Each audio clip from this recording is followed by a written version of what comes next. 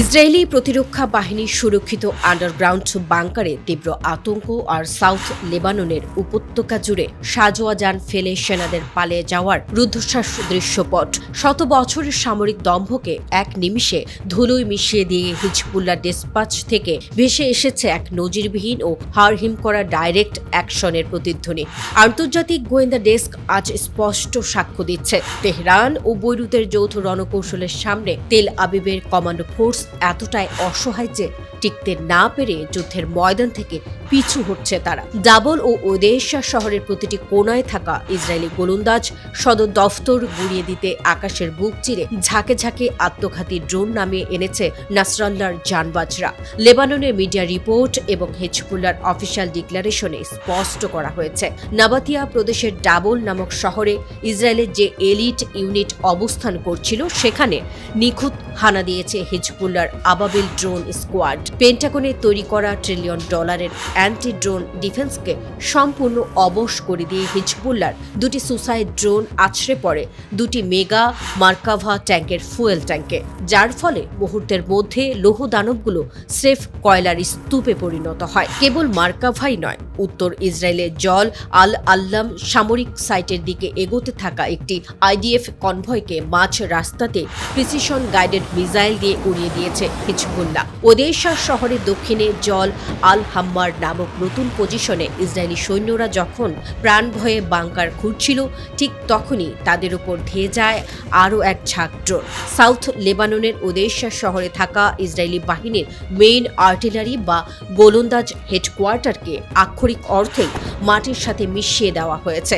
এর পরপরই মেসগাফ আম সাইটে দ্বিতীয়বারের মতো জোড়া ড্রোন হামলা এবং রামিম ও আবিভিম গ্যারিসনে ব্যাক টু ব্যাক আত্মঘাতী ড্রোনের বোমা বর্ষণ তেল আবিবের পুরো ফ্রন্টলাইন কমান্ডোকে প্যারালাইজড করে দিয়েছে। কোজা, রাশাফ এবং নতুন গড়ে তোলা বালাদ ঘাটিতে হিজবুল্লাহর কামানের গোলা ও মিসাইল যখন আগ্নেয়গিরির মতো ফাটছিল, তখন ইসরায়েলি জওয়ানরা কোনো নির্দেশ ছাড়াই জীবন বাঁচাতে বাংকার থেকে পেছনের দিকে পালাতে শুরু করে, যা ইহুদি সামরিক ইতিহাসে এক নজিরবিহীন শোচনীয় পরাজয়।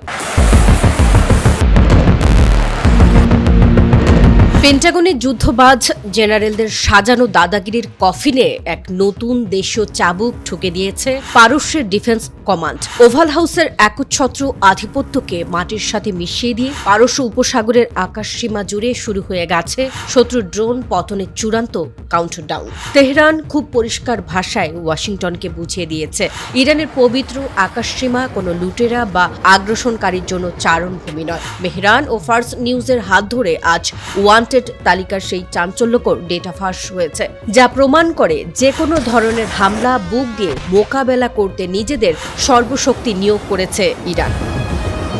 ফার্স নিউজ এজেন্সির অফিসিয়াল ডিক্লারেশনে স্পষ্ট করা হয়েছে, পারস্য উপসাগরের কৌশলগত জলসীমার ওপর যখন শত্রুপক্ষের একটি হাইটেক ড্রোন গোপনে নজরদারি চালাচ্ছিল, ঠিক তখনই সেটিকে জ্যান্ত কবর দেয় ইরানের সদ্য উন্মোচিত আরাশ-ই কামানগির এয়ার ডিফেন্স সিস্টেম। এই মেগা অপারেশনের সবচেয়ে বড় টুইস্ট হলো, এই প্রথম দেশীয় প্রতিরক্ষা ব্যবস্থাটি রণক্ষেত্রে লাইভ স্ক্রিনে ব্যবহার করা হলো। এর অ্যান্টি স্টেলথ ও অত্যাধুনিক ট্র্যাকিং সেন্সর এতই নিখুঁত যে পশ্চিমা বিশ্বের দামি রাডার ফাঁকি দেওয়া ড্রোনগুলো কিছু বুঝে ওঠার আগেই এর লক অন গাইডেড মিসাইল আছড়ে পড়ে। বন্দর আব্বাস ও দক্ষিণ পশ্চিম ইরানের বিমান প্রতিরক্ষা কর্মকর্তারা বুক ফুলিয়ে হুঙ্কার দিয়েছেন, এই অপারেশন স্রেফ একটি ইন্টারসেপশন নয়, বরং এটি হোয়াইট হাউসের জন্য একটি ক্লিয়ার অ্যান্ড ডিসাইসিভ মেসেজ যে পারস্যের আকাশে দাদাগিরি দেখানোর চেষ্টা করলে তার পরিণতি হবে অত্যন্ত ভয়াবহ। মার্কিন গোয়েন্দা স্যাটেলাইটের গোপন ডাটা অনুযায়ী ইরান তার মূল ভূখণ্ডে থাকা সীমান্তরক্ষী ও বিপ্লবী গার্ড বাহিনীর সেনাদের হাতে এমন কিছু গোপন এবং হাইপার মডার্ন ট্যাকটিক্যাল অস্ত্র তুলে দিয়েছে, যা যে কোনো সারপ্রাইজ অ্যাটাককে মুহূর্তের মধ্যে অবশ করে দিতে পারে।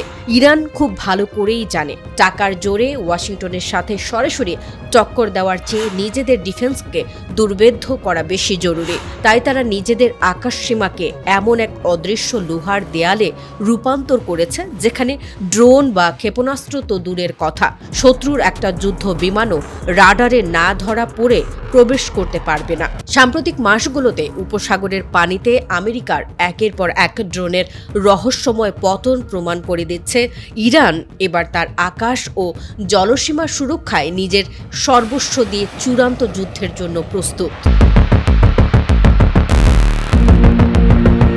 খোদ পেন্টাগনের স্যাটেলাইট ট্র্যাকিং স্ক্রিনগুলো হঠাৎ কেন ব্ল্যাঙ্ক হয়ে গেল? কেন ওয়াশিংটনের শীর্ষ জেনারেলরা তড়িঘড়ি করে এক জরুরি আন্ডারগ্রাউন্ড মিটিংয়ে বসলেন? আন্তর্জাতিক গোয়েন্দা ডেস্ক থেকে আসা লাইভ আপডেট বলছে, এর নেপথ্যে রয়েছে বেইজিং থেকে আসা মাত্র একটি লাল বার্তা।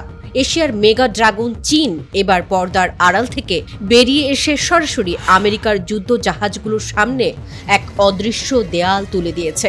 গ্লোবাল টাইমসের এক রোমহর্ষক রিপোর্টে দাবি করা হয়েছে, হরমুজ প্রণালীর জলসীমায় বেইজিংয়ের সাপ্লাই চেইনে সামান্যতম আঁচ লাগলে তার চড়া মূল্য দিতে হবে খোদ ট্রাম্প প্রশাসনকে। সম্প্রতি আন্তর্জাতিক সংবাদ মাধ্যমে গুঞ্জন উঠেছিল, পশ্চিম এশিয়ায় চলমান এই বিধ্বংসী যুদ্ধ থামাতে আমেরিকা ও ইরানের মধ্যে যে গোপন কূটনৈতিক প্রক্রিয়া চলছে তার নেপথ্যে বেইজিং কোনো মধ্যস্থতা করছে কিনা, এই জ্বলন্ত প্রশ্নের জবাবে চীনা পররাষ্ট্র মন্ত্রণালয়ের মুখপাত্র মাও নিং বেইজিংয়ে এক প্রেস ব্রিফিংয়ে ট্রাম্প প্রশাসনকে একহাত নিয়েছেন। তিনি অত্যন্ত কড়া ও গম্ভীর ভাষায় বলেছেন, ইরানের বর্তমান পরিস্থিতির ওপর চীনের নজরদারি অত্যন্ত স্পষ্ট। এই যুদ্ধটি একটি সম্পূর্ণ অপ্রয়োজনীয় সংঘাত, যা কখনোই হওয়া উচিত ছিল না এবং এটি কোনোভাবেই দীর্ঘায়িত করতে দেওয়া যাবে না। মাও নিং স্মরণ করিয়ে দিয়েছেন, এই যুদ্ধের অবসান কেবল ইরান বা চীনের স্বার্থে নয়, বরং খোদ মার্কিন যুক্তরাষ্ট্র সহ পুরো বিশ্বের জ্বালানি নিরাপত্তার জন্য এই মুহূর্তে সবচেয়ে বড় দাবি। চীন হল ইরানি তেলের সবচেয়ে বড় ক্রেতা এবং তেহরানের অর্থনীতির মূল চালিকা শক্তি।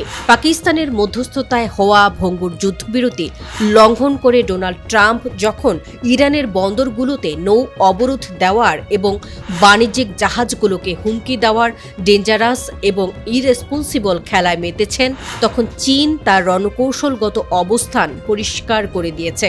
বেইজিংয়ের সর্বোচ্চ সামরিক কমান্ডো থেকে বার্তা পাঠানো হয়েছে, যে কোনো মূল্যে ইরানের উপর এই সামরিক চাপ বন্ধ করতে হবে।